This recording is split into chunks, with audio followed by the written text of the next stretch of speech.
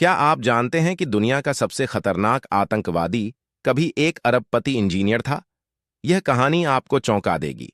आज हम बात करेंगे ओसामा बिन लादेन की, एक ऐसा नाम जिसने पूरी दुनिया को दहशत में डाल दिया।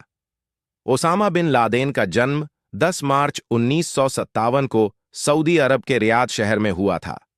वह एक बेहद अमीर और प्रभावशाली परिवार से ताल्लुक रखता था। उसके पिता मोहम्मद बिन लादेन सऊदी अरब के सबसे बड़े निर्माण व्यवसायी थे। उनकी कंपनी ने देश की लगभग 80% सड़कों का निर्माण किया था। ओसामा उनके 52 बच्चों में से 17वां था। जी हां, आपने बिल्कुल सही सुना। ओसामा बिन लादेन के पिता मोहम्मद बिन लादेन की कुल 52 संतानें थीं। उसके परिवार के संबंध सऊदी शाही परिवार से भी थे, जिससे उन्हें काफी सम्मान और धन मिला। ओसामा ने किंग अब्दुल अजीज यूनिवर्सिटी से सिविल इंजीनियरिंग की पढ़ाई की। पढ़ाई के दौरान वह कुछ कट्टरपंथी इस्लामी शिक्षकों और छात्रों के संपर्क में आया, जिनके विचारों ने उसकी सोच को बदल दिया। धीरे धीरे वह धार्मिक कट्टरता की ओर झुकने लगा, और यही उसका पहला कदम था आतंकवाद की दुनिया में। उसने कई शादियां की। पहली शादी 17 साल की उम्र में सीरिया की नजवा घोनम से हुई थी। इसके बाद उसने खैरिया शबर, सिहम शबर, खादिया शरीफ और अमल अलसदास से भी विवाह किया। ओसामा को इन पत्नियों से कुल मिलाकर लगभग 26 बच्चे हुए। हालांकि उसका पारिवारिक जीवन स्थिर नहीं रहा और कई बार उसने तलाक भी लिया।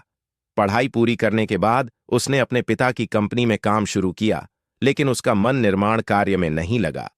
उसे जिहाद और कट्टरपंथी विचारों में ज्यादा रुचि थी। इसी कारण उसे सऊदी अरब से निकाल दिया गया और उसकी नागरिकता भी रद्द कर दी गई। इसके बाद वह पाकिस्तान चला गया, जहां उसने 1984 में अल खिदमत नाम की संस्था बनाई। इस संस्था के जरिए उसने अफगानिस्तान में सोवियत शासन के खिलाफ लड़ने के लिए मुस्लिम युवाओं को प्रशिक्षण देना शुरू किया। उसने अरब देशों से हथियार और धन जुटाया और पाकिस्तान में एक शिविर स्थापित किया, जहां वह युवाओं को युद्ध और जिहाद की ट्रेनिंग देने लगा। यह शिविर अफगानिस्तान में सोवियत समर्थित शासन को खत्म करने के उद्देश्य से बनाया गया था। ओसामा खुद भी कई लड़ाइयों में शामिल हुआ और धीरे धीरे उसका नाम कट्टरपंथी हलकों में फैलने लगा। 1988 में उसने अल-कायदा नाम का आतंकवादी संगठन बनाया। इस संगठन का मकसद था अमेरिका और पश्चिमी देशों के खिलाफ जिहाद छेड़ना। ओसामा ने धीरे धीरे इस संगठन को इतना मजबूत बना दिया कि वह दुनिया के सबसे खतरनाक आतंकवादी संगठनों में गिना जाने लगा। उसने इस्लामी कट्टरपंथी नेताओं को अपने संगठन में शामिल किया और कई देशों में नेटवर्क फैलाया। उसका सपना था कि एक दिन अल-कायदा अमेरिका से भी अधिक ताकतवर बन जाए। उसने अपने भाषणों और विचारों के जरिए युवाओं को उकसाया और उन्हें जिहाद के नाम पर लड़ने के लिए तैयार किया। वह खुद को इस्लाम का रक्षक मानता था, लेकिन उसकी गतिविधियां पूरी दुनिया के लिए खतरा बन चुकी थीं। 11 सितंबर 2001 को ओसामा ने अमेरिका पर एक बड़ा हमला किया, जिसे हम 9/11 के नाम से जानते हैं। इस हमले में हजारों लोग मारे गए और अमेरिका समेत पूरी दुनिया में दहशत फैल गई। इसके बाद अमेरिका ने ओसामा को पकड़ने के लिए बड़े पैमाने पर अभियान शुरू किया। वह करीब 10 साल तक छिपता रहा, कभी पाकिस्तान, कभी अफगानिस्तान में। अमेरिका की खुफिया एजेंसियां लगातार उसकी तलाश में लगी रहीं।